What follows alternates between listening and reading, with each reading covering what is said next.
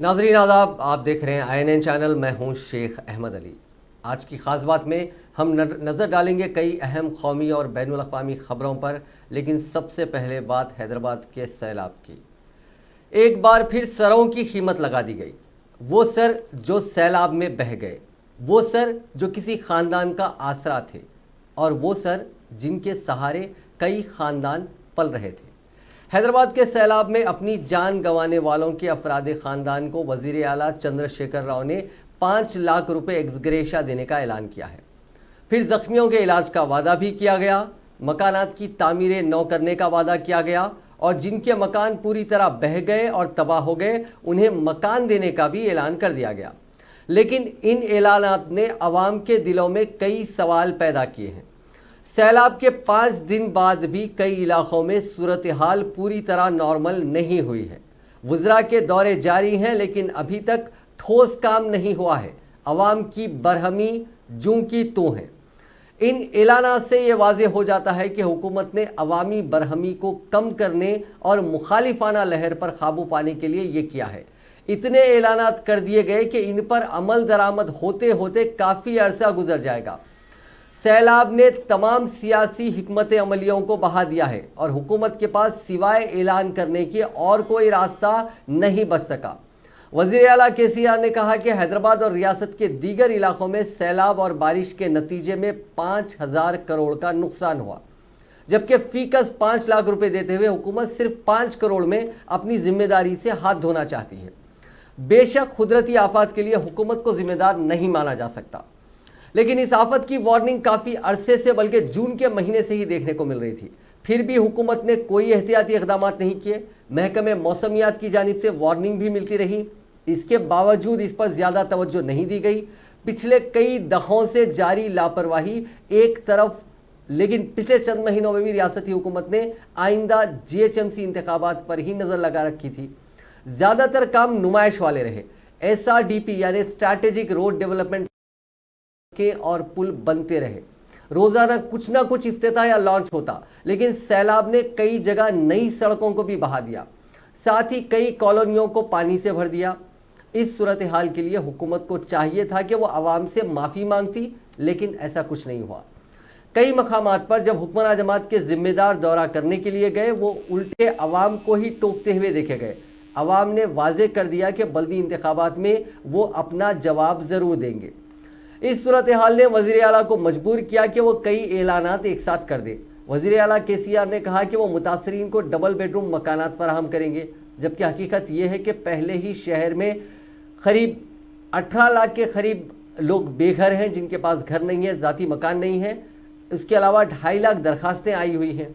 फिर अगर मुतासरीन को घर देंगे तो उनकी तरजीह क्या होगी? जो पहले दरखास्तें दे चुके हैं उन्हें पहले मकान दिया जाएगा, या फिर सैलाब मुतासरीन को पहले दिया जाएगा? ये ऐलान किसी भी जाविये से काबिल अमल नजर नहीं आता। सैलाब से मुतासरा इलाकों में घरों की मरम्मत का ऐलान किया गया, जबकि नुकसान का तखमीना यानी एस्टीमेट लगाने के लिए हुकूमत के पास कौन सी टीम है? कौन अंदाज़ा लगाएंगे कि आवाम को सैलाब की वजह से कितना नुकसान हुआ? ये नुकसान उन 5,000 करोड़ से अलग होगा जिसका जिक्र वज़ीर आला ने किया। घरों में पानी आने से घर की तमाम इलेक्ट्रिक और इलेक्ट्रॉनिक अशिया को ज़बरदस्त नुकसान हुआ। कई लोगों की गाड़ियां तबाह हो गई, कारें और 2 व्हीलर्स भी पूरी तरह तबाह हुई। ये किसी भी ख़ानदान के लिए एक ज़बरदस्त नुकसान ही होता है। इसके अलावा घरों के दीगर सामान, पलंग, कपड़े, बर्तन, दस्तावेज़ात, सोफ़े और दीगर सामान भी सैलाब के नतीजे में बेमायने या नाकारा होकर रह गए। इन नुकसानात की बाजपाई कैसे हो सकती है? ये सही है कि कुदरती आफात की भरपाई हुकूमत नहीं करेगी, लेकिन जो हुकूमत के फ़राइज़ थे उसमें कोताही सबको साफ नज़र आ रही है। पिछले 5 बरसों से हैदराबाद में TRS और MIM के अफराद को जिम्मेदारी दी गई है। अवाम ने उन्हें मुंतखब करके बल्दी मसाइल के हल की तवक्को की, लेकिन क्या उन्होंने अपने फ़राइज़ अंजाम दिए? जब कुछ दिन कबल बारिश की वजह से एक लड़की नाले में बह गई, तब बल्दी हुक्काम की आंख खुली और नालों को बंद करने के लिए टेंडर निकाले गए। कुछ रकम भी मख्तस की गई, लेकिन सैलाब ने सब काम ठप कर दिया।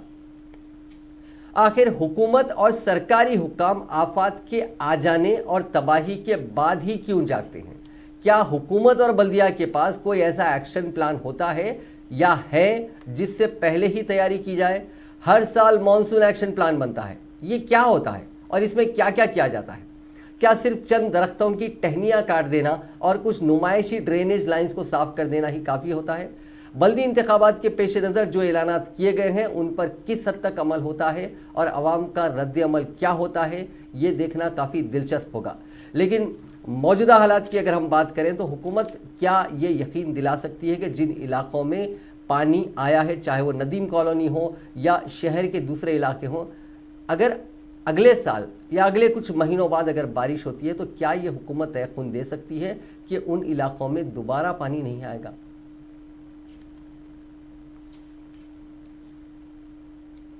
कोरोना वायरस की इस आलमी वबा के दौरान मुस्लिम पर्सनल लॉ बोर्ड ने जूम पर मजलिस आमिला का इजलास मुनक्किद किया और मुतअद्दिद उमूर और मसाइल पर गौर व खौस के बाद कई अहम फैसले किए। 2 दिन पर मुहित इस मीटिंग की सदारत बोर्ड के सदर हज़रत मौलाना सैयद मोहम्मद राबे हसन नदवी ने की और कार्रवाई को जनरल सेक्रेटरी हज़रत मौलाना मोहम्मद वली रहमानी साहब ने चलाया। बोर्ड के जनरल सेक्रेटरी और मुतअद्दिद अरकान आमिला ने इलाहाबाद हाईकोर्ट की CBI के बाबरी मस्जिद इन्हदाम के मुलजिमों से मुतालिक फैसले पर सख्त हैरत और दुख का इजहार किया। कोर्ट ने मुतअद्दिद वाक़याती शहादतों और गवाहों के बयानात और ख़ुद मुलजिमीन के अक़बाल जुर्म के बावजूद नाकाफ़ी सबूत की बिना पर तमाम मुलजिमीन को बरी कर दिया। न जाने कोर्ट किस तरह की शहादतों को मोतबर समझता है। बोर्ड ने इत्तेफाक राय से इस फैसले को CBI कोर्ट का जो फैसला है, इस फैसले को चैलेंज करे या ना करें, इस पर बहस हुई। उसके बाद फैसला किया गया कि इसको हाई कोर्ट में चैलेंज किया जाएगा। बोर्ड के इजलास में मुल्क की अदालतों में मुस्लिम पर्सनल लॉ से मुतालिक जारी मुकदमात की तफसील का जायजा लिया गया और कानूनी कमेटी को हिदायत जारी की गई। लीगल कमेटी के कन्वीनर यूसुफ हातिम मचाला साहब ने साबरी माला केस के रिव्यू से मुतालिक एक तफसीली नोट आमिला के सामने पेश किया और कहा कि इसमें मजहबी आज़ादी, दस्तूर की दफ़ा 25 का दायरा और किसी मजहब के लिए क्या ज़रूरी और लाजमी है जैसे सवाल ज़ेर बहस आएंगे। इस फैसले का असर मुसलमानों और तमाम मजहबी अक़लियतों के साथ अक्सरियती तबके के मजहबी आज़ादी पर भी पड़ेगा। तफसीली गौर व खौस के बाद यह फैसला किया गया कि बोर्ड भी इस मुकदमे में बहैसियत मुदाखलत का शामिल होगा। आमिला के इजलास में इस अंदेशे का इजहार भी हुआ कि राम मंदिर आर्टिकल 370 के बाद इस हुकूमत का अगला निशाना यूनिफॉर्म सिविल कोड हो सकता है। मसले की नज़ाकत के पेश नज़र तय किया गया कि इस सिलसिले में सियासी जमातों के अलावा दीगर मजहबी तबक़ात, अक़लियतों और सिविल सोसाइटी के अफराद से तफसीली मुलाकातें की जाएंगी। नेज़ एक तकसीरी समाज के लिए यूनिफॉर्म सिविल कोड कितना मुहलिक और नुकसानदा हो सकता है, इस पर राय आम्मा हमवार करने का मसला भी ज़ेर बहस आया। यूनिफॉर्म सिविल कोड के ख़तरे से निपटने के लिए जनरल सेक्रेटरी बोर्ड को मजाज गर्दाना गया और इसके लिए कमेटी बनाए ताकि इस पर काम किया जा सके। इजलास में हुकूमत की तरफ से CRPC और IPC में असलाहत के लिए मरकज़ी हुकूमत की कायम करदा कमेटी का मसला भी ज़ेर बहस आया। अक्सर अरकान का ख्याल था कि कमेटी के मैंडेट काफ़ी वसीउल अतराफ़ हैं और इससे ये अंदेशा बजा तौर पर लाहक है कि इसकी सिफारिशात बहुत दूररस नताइज और मुज़िमरात की हामिल होंगी। मुल्क के माहिरीन कानून और दानिशवरों ने कमेटी में शामिल अफराद और कमेटी के मैंडेट को लेकर कई अंदेशों का इजहार किया। रियासत उत्तर प्रदेश मथुरा की एक अदालत ने कृष्ण जन्मभूमि से मुतसिल तारीखी शाही जामा मस्जिद को हटाने की दरख्वास्त समाअत के लिए कबूल कर ली। ज़िला मजिस्ट्रेट ने यह दरख्वास्त समाअत के लिए मंजूर कर ली। इस दरख्वास्त पर 18 नवंबर को समाअत होगी। ये बात काबिल ज़िक्र है कि पिछले महीने मथुरा के सिविल अदालत ने शाही जामा मस्जिद को हटाने के लिए दायर मुकदमे को कलअदम करार दिया था।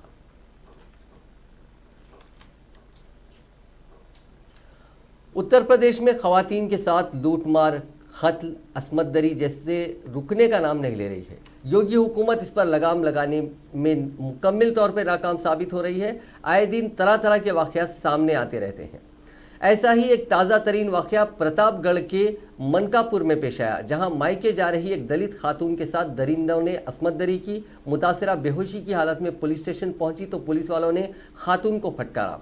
बाद में आला हुक्काम की मुदाखलत पर मुकदमा दर्ज किया गया। ज़िले के मनकापुर थाने के चौकापारपुर इलाके में एक दलित खातून के साथ अस्मत दरी की वारदात को अंजाम दिया गया। ये वाक़या 14 अक्टूबर को उस वक्त पेश आया जब मुतासिरा खातून अपनी बेटी के साथ गैसपुर से घर जा रही थी। रास्ते में बेटी सब्जी लेने गई, जिसकी वजह से दोनों के दरमियान थोड़ा फासला हो गया। इसी दौरान वहाँ पे कोई एक शख्स विजय जायसवाल पहुँच गया और उसने खातून को घसीटकर पुल के नीचे ले जाकर उसके साथ अस्मत दरी की। चीखों पुकार सुनकर बेटी वहाँ पहुँच गई। इस दौरान मुलजिम विजय जायसवाल मारपीट करते हुए फरार हो गया। इस मामले में पुलिस का बेरहम चेहरा सामने आया। मुतासिरा थाने में जब पुलिस के पास पहुंची तो शिकायत दर्ज करने के बजाय उसे वहां से जाने के लिए कहा गया। नाउम्मीद खातून ने इंसाफ के लिए आला अफसरान से चीखों पुकार लगाई। अफसरान की फटकार के बाद मनकापुर पुलिस ने मुकदमा दर्ज करते हुए मुलजिम शख्स को गिरफ्तार कर लिया। जिले के एसपी अनुराग आर्या का कहना है कि मुलजिम से पूछताछ के साथ ही मामले की तहकीकात कर रहे हैं। यूपी के हाथरस मामले के बाद से मुसलसिल खवातीन के साथ जुल्म और ज्यादती और असमत दरी के खिलाफ मामले सामने आ रहे हैं। सबसे बड़ी फिक्र की बात यह है कि मुतासिरा को मकामी पुलिस के जरिए कोई हिमायत नहीं मिल रही है। मुल्क भर के मेडिकल कॉलेजों में दाखिले के लिए मुनक्किदा NEET इम्तिहान के नतायज जारी कर दिए गए हैं। कौमी इम्तिहान एजेंसी यानी नेशनल टेस्टिंग एजेंसी ने जुमे की शाम नतायज जारी किए। कौमी अहलियत टेस्ट 13 सितंबर को MBBS और BDS कोर्सेज में दाखिले के लिए मुल्क भर में मुनक्किद हुआ था। इस टेस्ट में 14,37,000 से ज़्यादा उम्मीदवारों ने शिरकत की थी। ये टेस्ट 3,862 मराकिज़ पर मुनक्किद हुआ था। नीट इम्तिहान में ओडिशा से ताल्लुक़ रखने वाले 18 साला शोएब आफ्ताब को कौमी सतह पर पहला रैंक हासिल हुआ है, जिन्होंने तमाम 720 निशानात में से 720 निशानात हासिल किए हैं। जम्मू कश्मीर में अक्टूबर-नवंबर में पंचायत और म्युनिसिपल ज़मीनी इंतखाबात के इनेकाद के मंसूबे के तहत वादी में तेज़ रफ्तार इंटरनेट खिदमात की बहाली को एक बार फिर मौखर कर दिया गया है। ये फैसला रियासती इंतज़ामिया और मरकज़ी वजारत दाखिला के अहदेदारों की जानिब से हालिया हिफाजती जायजे के दौरान किया गया। सियासी कारकुनों और रहनुमाओं पर अस्करियत पसंदों के बढ़ते हुए हमलों के दरमियान हुकूमत के लिए ज़मीनी इंतखाबात का इनेकाद एक चैलेंज होगा। सरकारी आदाद-ओ-शुमार के मुताबिक कश्मीर में तकरीबन 11,500 पंच और 890 सरपंच नशिस्तें खाली हैं, जबकि जम्मू डिवीज़न में 185 पंच और 124 सरपंच नशिस्तें खाली हैं। जम्मू कश्मीर के कई अजला जहां पे फ़िलहाल इंटरनेट की ये सहूलत रोकी गई है। 21 अक्टूबर तक जम्मू कश्मीर की इंतज़ामिया एक और हुक्म जारी करेगी। मरकज़ ने जनवरी में जम्मू कश्मीर में 2G की इजाज़त दी थी, बहाल की थी, लेकिन 4G की इजाज़त नहीं दी थी, जिससे वो सुप्रीम कोर्ट के रूबरू दरखास्तों को दायर कर सके। अदालत की हिदायत पर 4G इंटरनेट की बहाली की जांच के लिए खुसूसी टीम तश्कील दी गई है।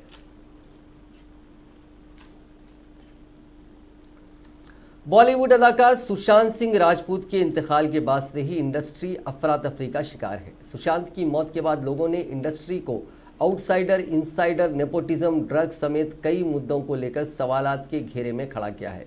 सिर्फ यही नहीं, सुशांत केस की जांच कर रही मुंबई पुलिस और महाराष्ट्र हुकूमत भी सवालों के घेरे में आती नजर आ रही है। इस दरमियान महाराष्ट्र के वजीर आला उद्धव ठाकरे ने इंडस्ट्री पर उठाए जाने वाले सवालात पर एक बयान जारी किया। उद्धव ठाकरे ने कहा कि मुंबई न सिर्फ महाराष्ट्र का माली दारुल हुकूमत है, बल्कि सकाफती दारुल हुकूमत भी है। हॉलीवुड को टक्कर देने वाली फिल्में बॉलीवुड में बन रही हैं। उन्होंने मजीद कहा कि बॉलीवुड सिनेमा को चाहने वाले पूरी दुनिया में हैं। बॉलीवुड और सिनेमा बड़ी तादाद में लोगों के लिए रोज़गार पैदा करते हैं, लेकिन पिछले कुछ दिनों से ये देखा जा रहा है कि एक ख़ास तबके के लोग इसको बदनाम करने की कोशिश कर रहे हैं, जो इंतहाई बदकिस्मती और परेशान कुन है। बॉलीवुड को ख़त्म करने या उसे किसी और जगह ले जाने की जो कोशिश हो रही है, ये कभी भी बर्दाश्त नहीं की जाएगी। अब बात कोरोना वायरस की। दुनिया में कोरोना वायरस से मुतासरीन का आंकड़ा आज 3,92,90,363 हो गया। ठीक होने वाले मरीजों की तादाद 2,94,44,335 हो चुकी है। मरने वालों का आंकड़ा 11,04,628 हो गया है। इसी बीच अमेरिका में इन्फेक्शन की तीसरी लहर शुरू हो गई है। जुमे के रोज़ मुतासरीन का आंकड़ा 82 लाख के पार हो गया था। न्यूयॉर्क टाइम्स के मुताबिक एक्सपर्ट्स ने वबा के इस अगले स्टेज के पहुंचने पर फिक्र जाहिर की है, क्योंकि मुल्क के 41 रियासतों में मुतासरीन की तादाद लगातार बढ़ रही है। अमेरिकी सदर डोनाल्ड ट्रंप ने मुल्क की मुख्तलिफ रियासतों में कोरोना वायरस के फैलाव पर काबू पाने के लिए मुतअद्दिद गवर्नर्स की जानिब से नाफिज लॉकडाउन को गैर आइनी करार दिया। ट्रंप ने यह बात जुमेरात को टाउन हॉल के इजलास के दौरान कही। उन्होंने कहा कि हकीकत यह है कि हम कोरोना वायरस पर काबू पाने में कामयाब रहे हैं, लेकिन जो काम दूसरी रियासतों के गवर्नर्स कर रहे हैं वो गैर आइनी है। मुझे यकीन है कि वो सियासी वजूहात की बिना पर ऐसा कर रहे हैं। अमेरिकी सदर ने कहा कि कोरोना से मुतासिर होने के बावजूद मास्क पहनने के बारे में उनकी राय में कोई तब्दीली नहीं आई है। वो अब भी इस बात पर कायम है, आया लोग मास्क पहने हैं या नहीं, ये लोगों पर छोड़ दिया जाना चाहिए। उधर सदारती इंतखाबात के लिए डेमोक्रेटिक पार्टी के उम्मीदवार जो बाइडन ने पुलिस के बजट में कटौती की तजवीज़ को गलत करार देते हुए कहा कि पुलिस की तादाद ज़्यादा होने से जराइम में कमी आएगी। बाइडन ने कहा कि वो पुलिस अफसरान के अलावा समाजी कारकुनों और अक़लियती बरादरी के लोगों की एक ग्रुप तश्कील देंगे जो मिलकर माशराती सतह पर सिक्योरिटी की जिम्मेदारी निभाएंगे।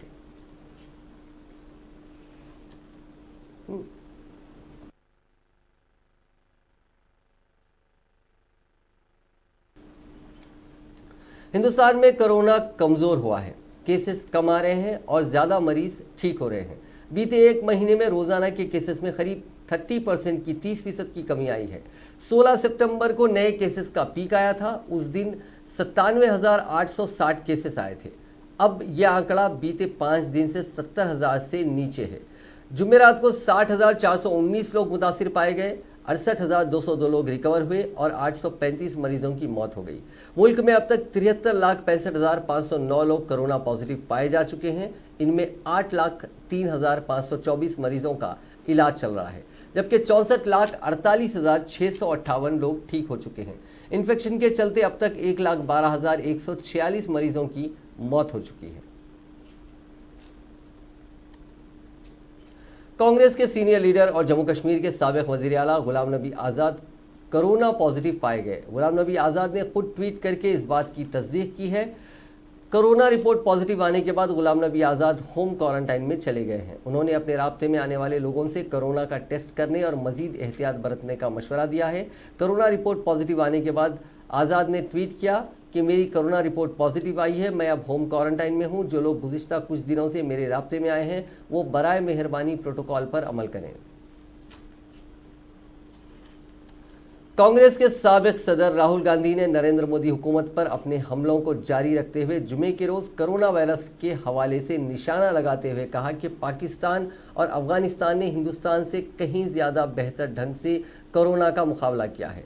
राहुल गांधी, जो कोरोना वायरस से मईशत को लगने वाले झटकों के हवाले से भी मरकज़ पर हमलावर थे, उन्होंने अपने ट्विटर हैंडल पर एक ग्राफ शेयर करते हुए तंज किया कि बीजेपी हुकूमत की एक और ठोस कामयाबी, पाकिस्तान और अफगानिस्तान भी हिंदुस्तान से कोविड को कहीं बेहतर ढंग से संभालने का इंतज़ाम किया है।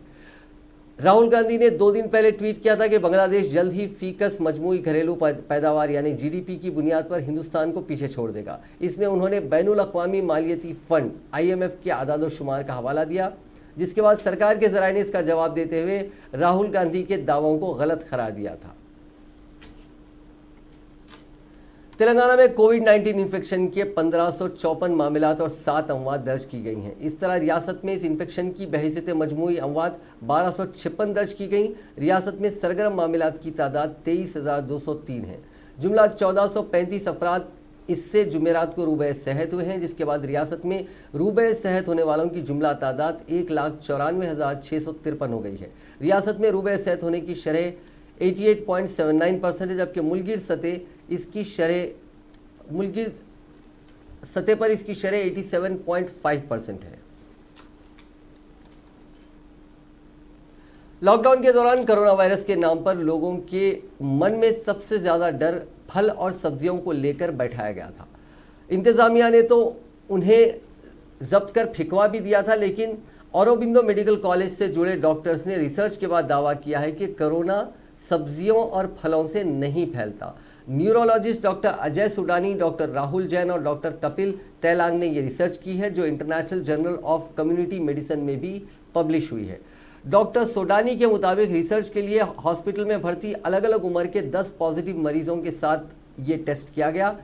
इनमें 5 खवातीन थी। इनमें एक मरीज ऐसा भी था जिसके अलामात नहीं थे, जबकि दीगर मरीजों को बुखार, जुकाम और सांस लेने की तकलीफ थी। ये सभी वो थे जिनकी रिपोर्ट 2 से 5 दिन पहले ही पॉजिटिव आई थी। रिसर्च के लिए सब्जी फल बिक्री वाले इलाके जैसा माहौल बनाया गया, जहां डॉक्टर सुडानी ने बताया कि इन मरीजों के सामने फलों और सब्जियों से भरी एक ट्रे 30 मिनट तक रखी गई। मरीजों के मास्क हटवाए गए और हाथों में खांसने को कहा गया। इसके बाद उनके हाथ में फल सब्जियां रख दी गईं, कुछ ने मुंह में भी रखा। उनसे ये अमल 5-5 बार करवाया गया। फिर इन फल सब्जियों को ट्रे में रखकर 1 घंटे के लिए छत पर रखा गया, जहां कुदरती हवा थी, लेकिन सूरज की रोशनी सीधी नहीं पड़ रही थी। 1 घंटे के बाद फल सब्जियों की सतह से सैंपल लिए गए और उन्हें RT-PCR टेस्ट के लिए भेजा गया। किसी भी फल या सब्जी में इन्फेक्शन नहीं मिला। इस पूरे अमल की वीडियोग्राफी भी करवाई गई। इससे पहले WHO और सेंटर फॉर डिजीजेस कंट्रोल भी बोल चुका है कि सब्जी या फलों की वजह से इन्फेक्शन नहीं फैलता है। इसके बावजूद लोगों ने सब्जी फल खरीदना बंद कर दिया है, आलू प्याज से काम चलाया है। इसका असर ये हुआ कि शुगर के साथ साथ दीगर बीमारियों के जो मरीज हैं उनको दूसरे परेशानियों ने घेर लिया। फूड एंड एग्रीकल्चरल ऑर्गेनाइजेशन की 75वीं सालगिरह के मौके पर वजीर आजम नरेंद्र मोदी ने जुमे को FAO के साथ हिंदुस्तान के देराना ताल्लुकात को निशान जद करने के लिए 75 रुपये मालियत का एक यादगारी सिक्का जारी किया। वजीर आजम ने आलमी यौम खुराक के मौके पर नेशन 17 ने हाल ही में 8 फसलों की बायो फोर्टिटेड अक़साम तैयार की हैं। इस प्रोग्राम में हुकूमत ने ज़राअत और तग़ज़िया को तरजीह दी है और भूख ग़िज़ाइयत की कमी को मुकम्मल तौर पर ख़त्म करने के अज़्म का सबूत है। इसका मुशाहिदा पूरे मुल्क में एग्रोडाइस कृषि विज्ञान मरकज़ी नामियात और बागवानी मिशन कर रहे हैं। उन्होंने कहा कि कमज़ोर तबक़ों और आवाम को माशी और ग़िज़ाइयत से मजबूत बनाने में FAO का सफ़र बेमिसाल रहा। FAO के साथ हिंदुस्तान की तारीख़ी वाबस्तगी रही है। Hindustan civil services officer doctor Ranjan Sen 1956 से 1967 के दौरान FAO के डायरेक्टर जनरल थे। वर्ल्ड फूड प्रोग्राम को जो अमन का नोबेल इनाम 2020 का जीत चुका है, इसी दौर में कायम किया गया था। वज़ीर आज़म नरेंद्र मोदी की मकबूलियत की एक बहुत बड़ी वजह है उनकी मुतासिरकुन तकरीर। वो अपनी तकरीर की बुनियाद पर लोगों को अपनी तरफ खींच लेते हैं। लेकिन क्या आप जानते हैं कि वज़ीर आज़म मोदी ने पार्लियामेंट में कितनी बार बातचीत की है?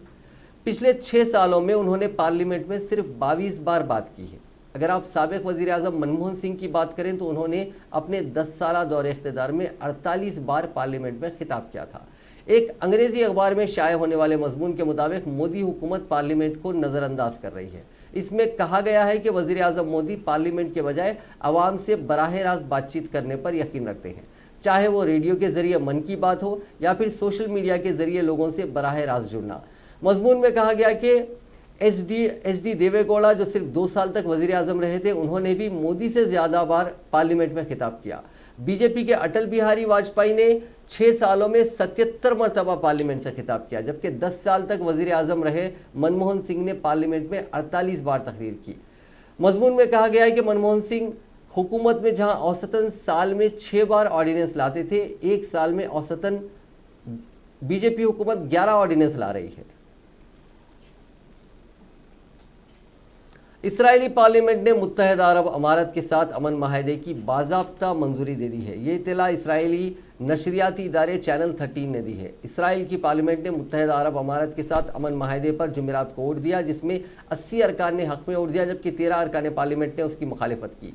इसराइल और मुत्तहिदा अरब अमारात ने अमेरिका की सालिसी के बाद अगस्त में होने वाले अमन माहदे पर इत्तेफाक किया था, जिस पर 15 सितंबर को व्हाइट हाउस में दस्तखत किए गए थे।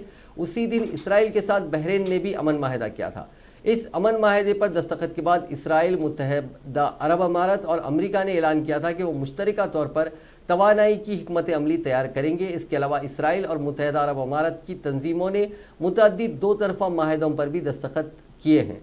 काबिल ज़िक्र है कि 1948 में इसराइल की आज़ादी के ऐलान के बाद से इसराइल ने 1979 में मिस्र और 1994 में जॉर्डन के साथ माहदों पर दस्तखत किया था, जबकि रवां साल सितंबर में मुत्तहिदा अरब अमारात और बहरीन के साथ अमन माहदा तय पाया।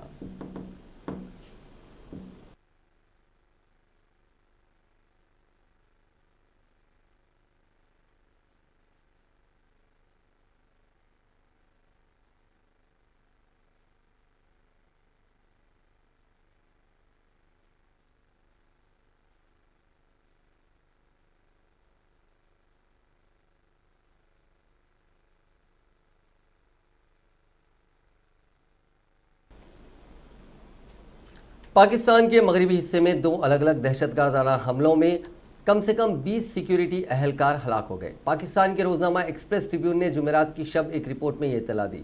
रिपोर्ट के मुताबिक पहला हमला पाकिस्तान के सूबे बलूचिस्तान के ज़िले ग्वादार में हुआ, जबकि दूसरा हमला सूबे खैबर पख्तनख्वा के ज़िले शुमाली वज़ीरिस्तान में हुआ। शुमाली वज़ीरिस्तान के इलाके रज़मुल्क में एक IED फटा, जिसमें एक अफसर समेत 6 सिक्योरिटी अहलकार हलाक हो गए, जबकि अस्करियत पसंदों ने बलूचिस्तान के कस्बे और उमारा में oil and gas development company limited के काफिले पर हमला किया, जिसमें 14 सिक्योरिटी अहलकार हलाक हो गए।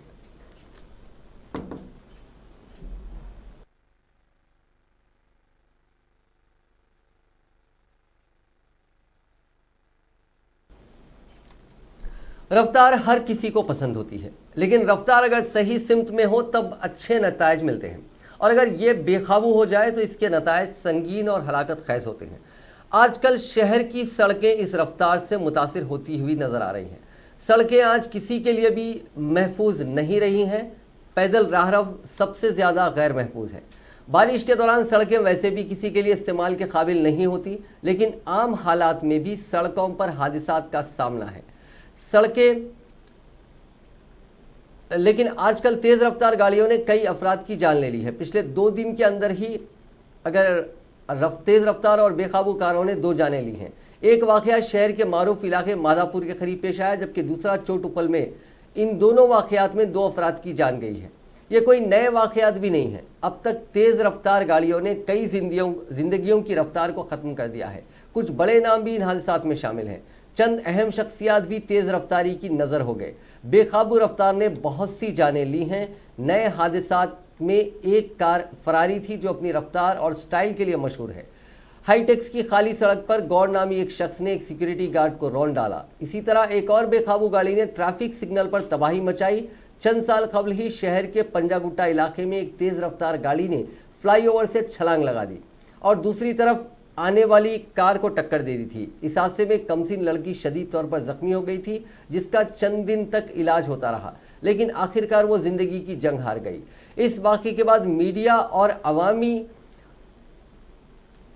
जो महफिलें होती हैं उसमें तेज़ रफ्तार गाड़ियों पर काफ़ी चर्चा होती रही, लेकिन फिर कुछ नहीं बदला। इस हादसे के बाद पंजागुट्टा माफ़ कीजिएगा, ये बायोडाइवर्सिटी फ्लाईओवर है, उसके डिज़ाइन में तब्दीली की गई और एक नया पुल भी तामीर कर दिया गया, लेकिन एक ख़ानदान का चिराग हमेशा के लिए बुझ गया और वह ख़ानदान एक तवील गम की नज़र हो गया।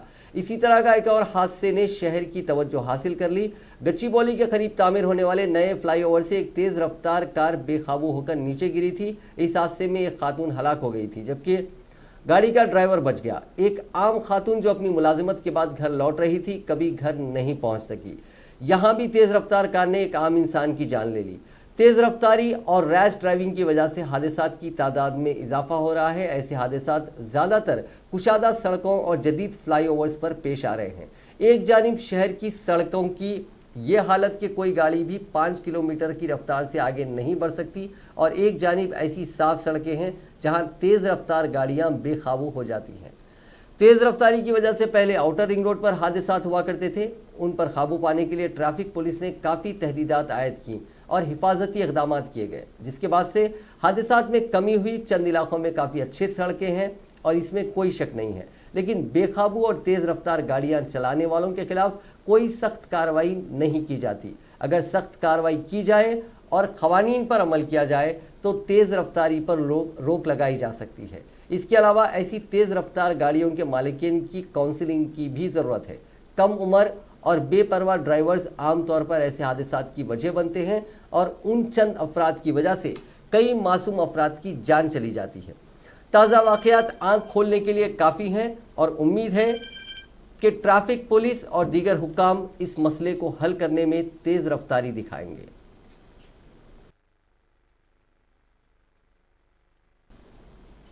नाज़रीन, आज की ख़ास बात में बस इतना ही। आपसे कल मुलाकात होगी नई खबरों के साथ, कुछ और नई रिपोर्ट्स के साथ। फ़िलहाल दीजिए इजाज़त। खुदा हाफिज़।